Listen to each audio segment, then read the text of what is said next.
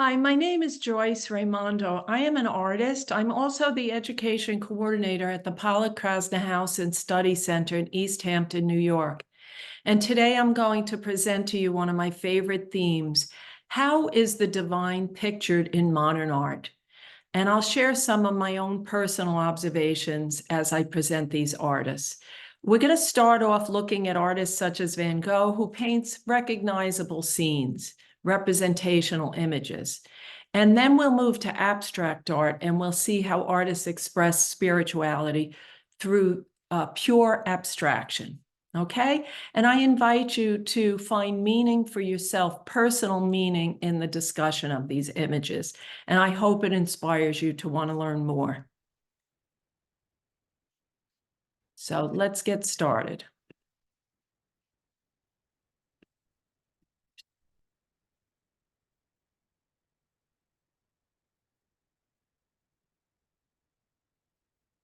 So here we have Vincent van Gogh's The Potato Eaters, 1885.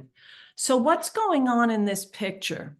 We see people who appear to be peasants. We can tell they seem to look, their faces look weathered, their hands look like they've been working really hard. They're wearing very humble clothes, and they're in a setting that's very, very humble as well, and they're sharing a meal. And the whole room is very, very dark. And here we see the light above, which is shining down on the meal. And we could say that this is symbolic of divine light. And I love the idea that even the smallest light pierces darkness, just as even the smallest amount of faith can pierce through any trouble.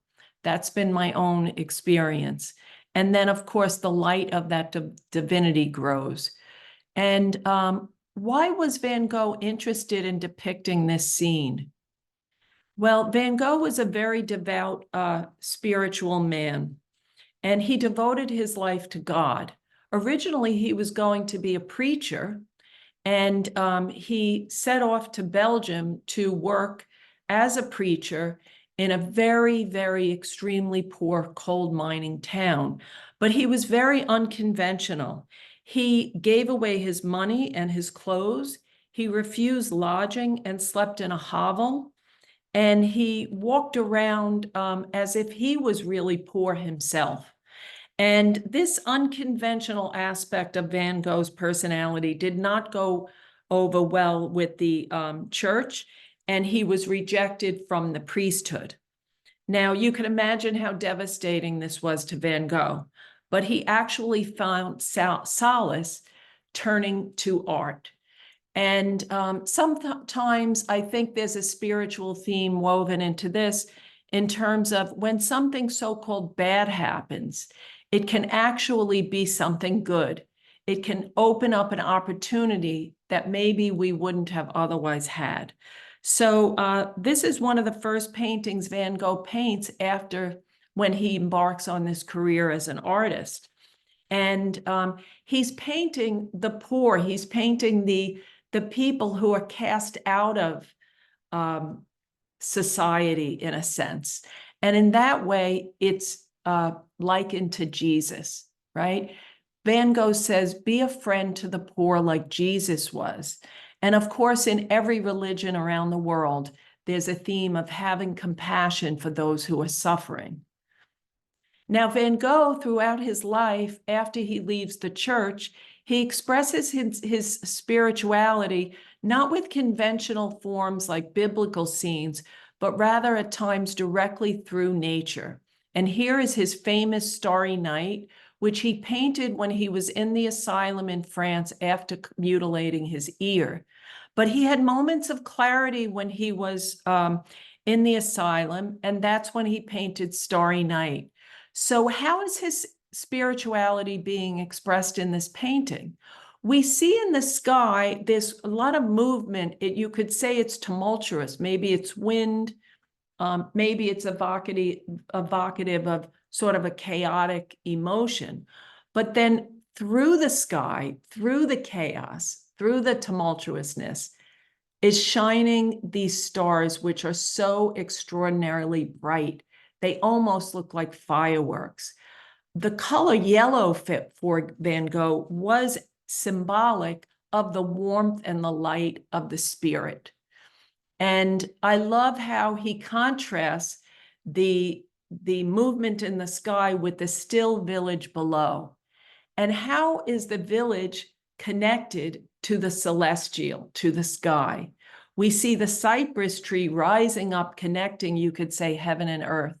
And then we also see the church with the steeple pointing upwards. And that actually was not in the scene. It actually was a church from his homeland, from Holland, although he painted this scene in France. So for Van Gogh, when he's painting the scene, even though he's observing it, he's imbuing it with his own sense of emotion and imagination, right? And he's imbuing nature itself with a sense of radiant spirituality. This is a major theme in modern art. The idea that nature provides divinity, provides solace, and uplifts the spirit. And in this case, Van Gogh is expressing that in his painting. You see the brushstrokes become more prominent. The color becomes more vivid. It becomes more imaginative and free. And this theme is pushed further and further and further throughout modern art. I love this painting for myself because in my own life, I have found that whatever troubles I've encountered that are not in my control, when I still my mind, like the village below, and turn to a source of divinity, I do find solace, and I find strength that maybe I wouldn't ever have known. That's just a little about my own personal experience. And when I look at this painting, that's reflected back to me. Next, I've chosen Marc Chagall, who is Jewish. He's originally from Russia. And Marc Chagall does many, many paintings of biblical scenes, but he's not painting them in a conventional way. He's in one panel, such as this one, he's showing many, many different scenes from the Bible, right? So we have Adam and Eve. Adam and Eve appears on what appears to be on the lower right. We have the angel bringing forth man, bringing forth Adam in the center in the blue. And you could say also, in a sense, the way in the Bible, God created man, the artist is also the creator, isn't he? Chagall himself is the creator as he makes this painting. And then we have the red circle with these swirling colors. That's representative of creation itself. Often when we see yellow, it's evocative of an active color, and so it's evocative of creation. Blue is a more receding color, and that is often associated with the spirit. But that is not a rule, that's a generalization. Now, up at the top, we see Christ on the cross. And why is Christ persecuted on the cross appearing in so many of Marc Chagall's paintings? Marc Chagall described the act of painting Jesus as an expression of the human Jewish sadness and pain which Jesus personifies. Perhaps I could have painted another Jewish prophet, but after 2,000 years, mankind has become attached to the figure of Jesus. So Marc Chagall is living through the period of Nazism and World War II. So he is using the symbol of Jesus as a symbol of persecution of the Jews. And here are other examples of Chagall's biblical depictions. And you'll notice in many of the pictures, he's showing more than one scene in the picture, more than one aspect of time. It's like we're moving throughout time and space, and there's also multiple viewpoints in one picture. There's also a sense of magic. There's a sense of almost the way a fairy tale is, where all sorts of things can happen that aren't logical in day-to-day life. Marc Chagall is very well known for his stained glass windows, such as this one, both in synagogues and cathedrals. Now, I'd like to contrast with you the way Marc Chagall depicts his stained glass windows and his biblical scenes with Henri Matisse. Henri Matisse is baptized as a Catholic, but later on in his life becomes an atheist. And yet he calls the design of the Vence Chapel in France his crowning achievement. In his older years, Matisse was recovering from cancer. He was bedridden. And his nurse, Sister Jacques Marie, who was a Dominican nun, is his liaison to the chapel. And Matisse designs every aspect of the chapel: the stained glass windows, the priest's robes, the stations of the cross, etc. And here we see in Matisse's stained glass windows, so different from Chagall, how is he depicting spirituality? It's as if all these yellow leaf-like images are rising above, the idea of ascension, which is a common theme in painting the divine. And the stained glass windows, the light is also reflected on the floor of the chapel itself. So that also expresses the idea of light being expressed, you could say, from heaven to earth. The divine is expressed onto the earth plane as well. But one of my favorite aspects of this chapel is the Stations of the Cross. This is very, very unconventional. Matisse has depicted the Stations of the Cross not as a series of separate images, but rather all in one panel. And also you can see that the drawing is simplified. He doesn't have any details of any of the figures of the Bible. Also, Matisse, you could see he's actually drawing this from bed, which is remarkable. I want to show you one image done in this technique, which is one of my favorite images because it so well expresses ideas about Christianity. So here is Mary and Jesus. And what do we see here? As I said, all unessential details are eliminated. In a sense, it becomes more universal. He shows Jesus with his arms outstretched. It's as if Jesus is both a baby in Mary's arms, and also at the same time, it could remind one of the crucifix itself. But he's not emphasizing the idea of persecution. He's actually emphasizing the idea of freedom. It's as if Jesus is becoming the Holy Spirit with his arms outstretched, and he's floating and he's being resurrected. But he's also held so firmly by his mother. You see her hands, right? She's very stable. And at the same time, she's letting go. So this to me not only is about Jesus and Mary, to me this scene is also about being a mother in general. It has, to me, it's very universal. The idea that you hold your child and at the same time you let that child go.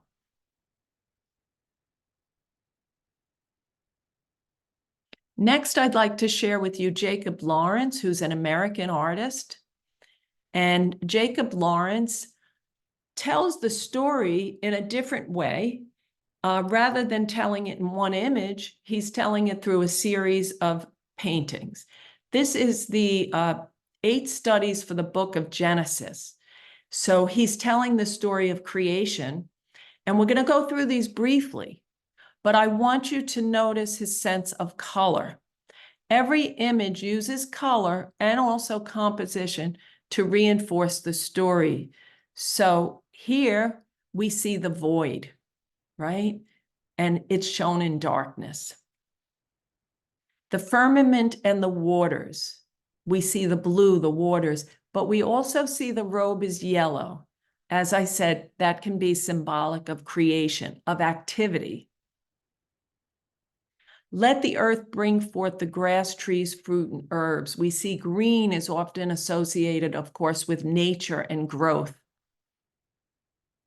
God created day and night, and God created and put the stars in the sky. God created all the fowls of the air and the fishes of the sea. Notice on the vase on the lower right, the flower is growing as to indicate also a sense of time in these narrative paintings. God created all the beasts of the earth. God created man and woman. Now, we're going to take a turn here. I showed you 4 artists and how they created narratives. They told stories in their art. But now we're going to shift to abstract art in the West, beginning in Europe, and we'll move to America. Now, where did the idea of abstract art come from? It actually has its roots in theosophy. Theosophy is a movement founded by Madame Blavatsky, where Madame Blavatsky travels the world in search of spiritual meaning. She brings back to Europe through theosophy ideas about Eastern religion.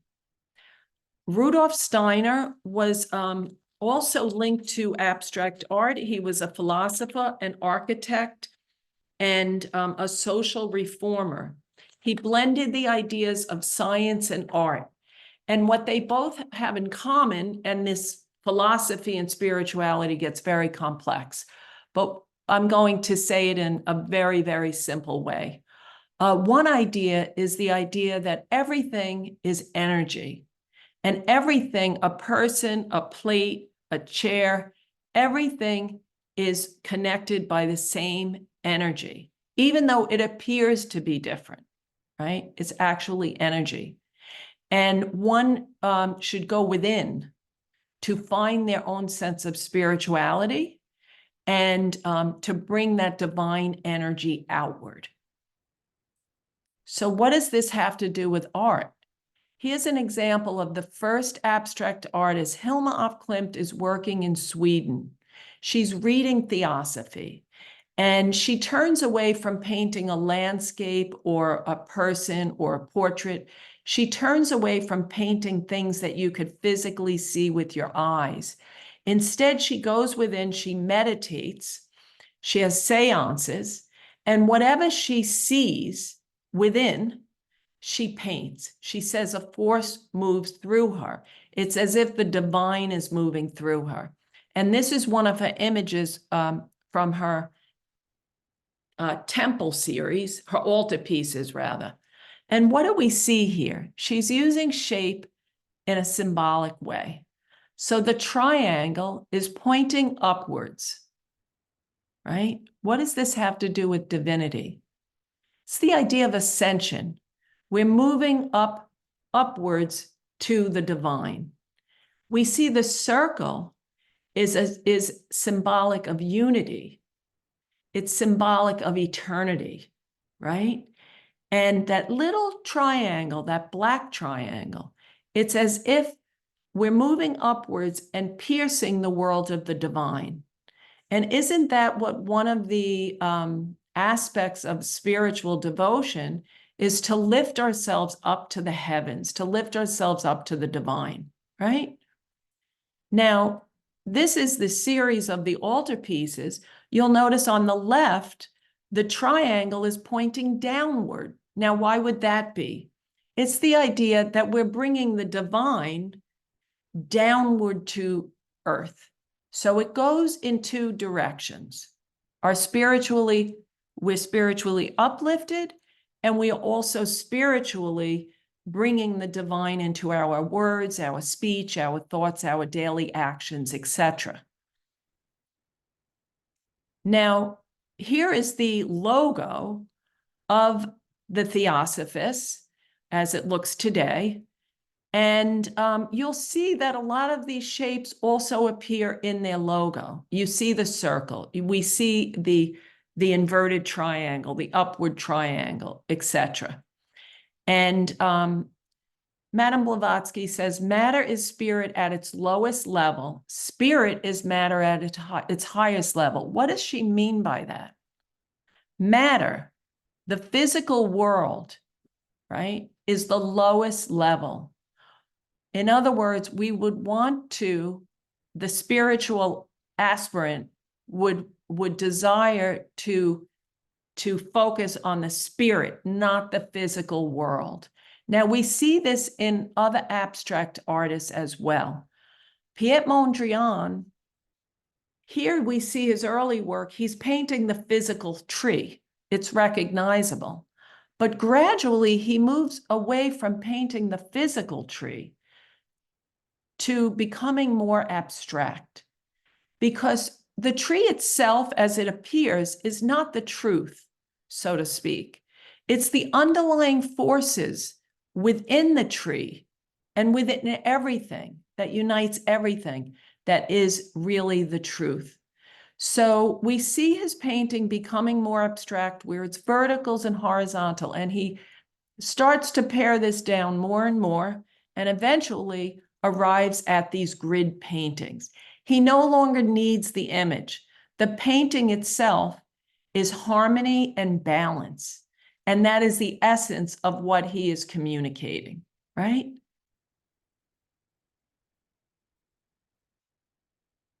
Now, the original kindergarten actually influenced these artists as well. Mondrian, and I'm going to show you Kandinsky. The original kindergarten, they would have the students work with sticks and other kinds of puzzle-like forms to create different images. So we see the same stick could create a boat, it could create a star, it could create a ladder, etc. So they're teaching the children how, even though everything appears to be different, everything has the same underlying unifying aspect to it. And modern artists are actually influenced by this idea as well. Mondrian actually taught this as a school teacher. So next we'll discuss Wassily Kandinsky. And like Mondrian, like Hilma of Klint, Kandinsky turns away from painting the physical world. He says that is beautiful, which is produced by the inner need, which springs from the soul.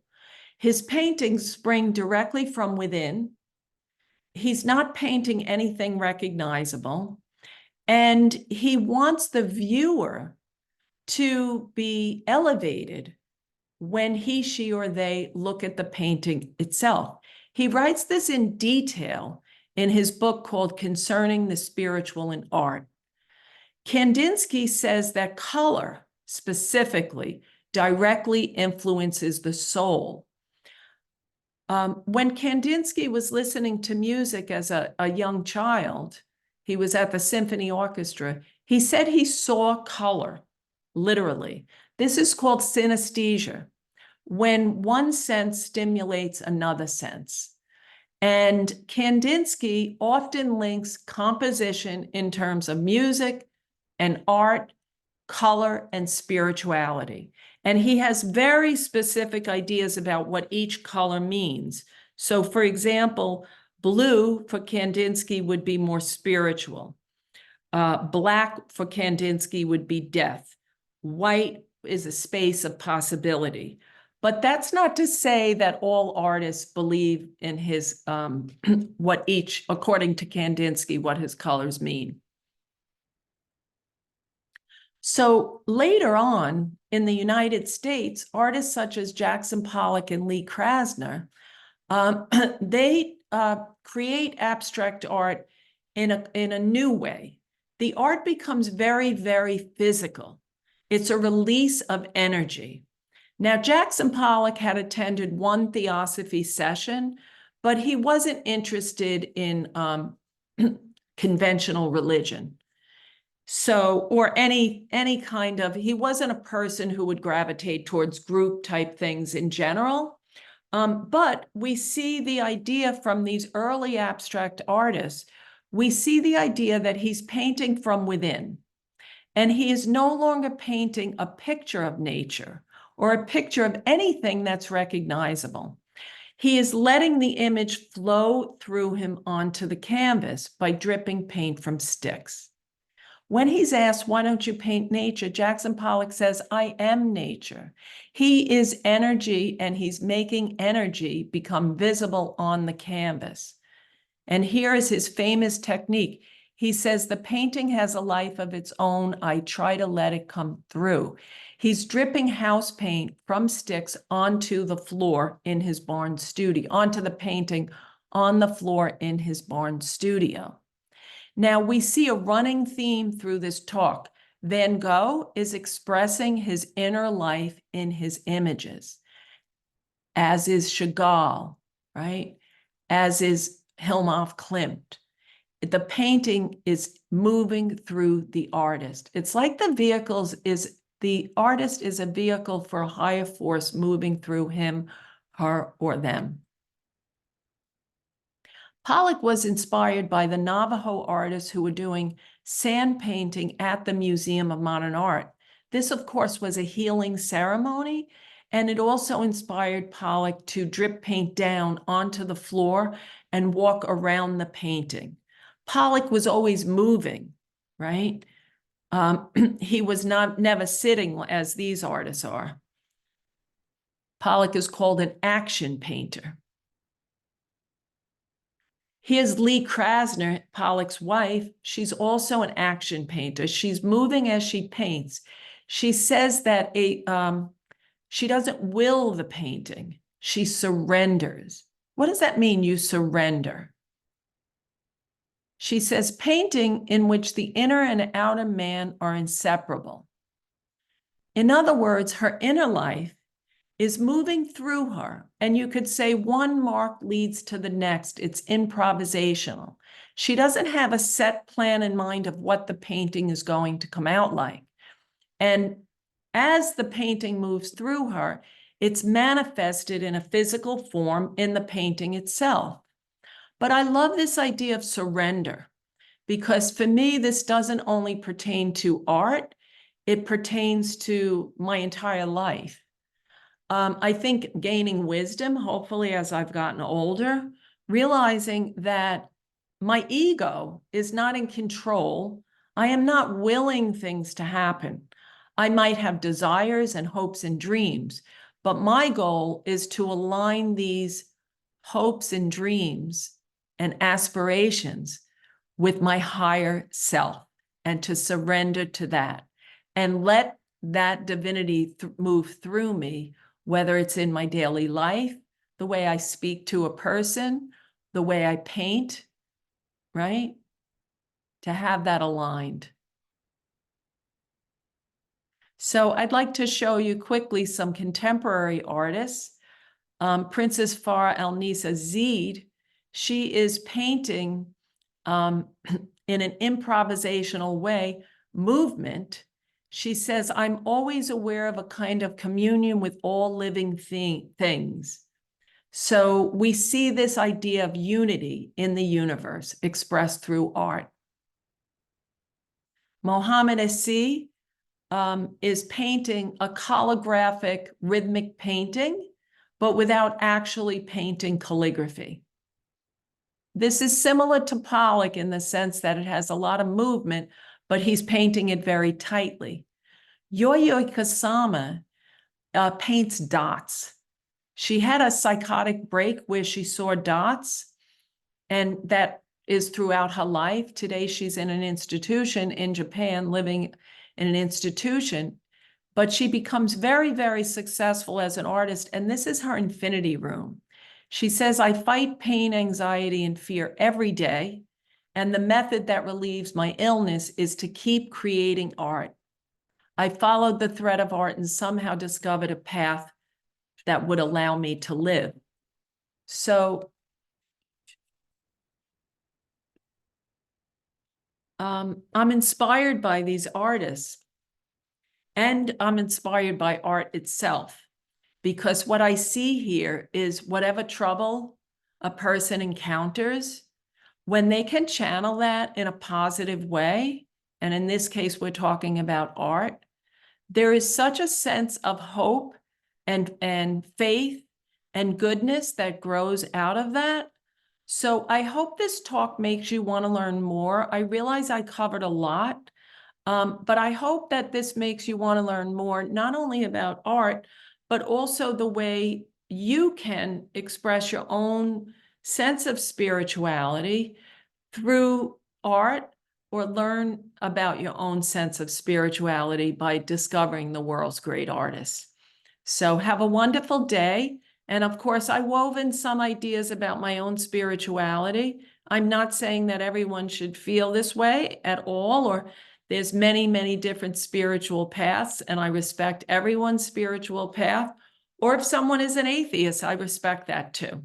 But I hope this opens a little window into the world of art for you. So thank you.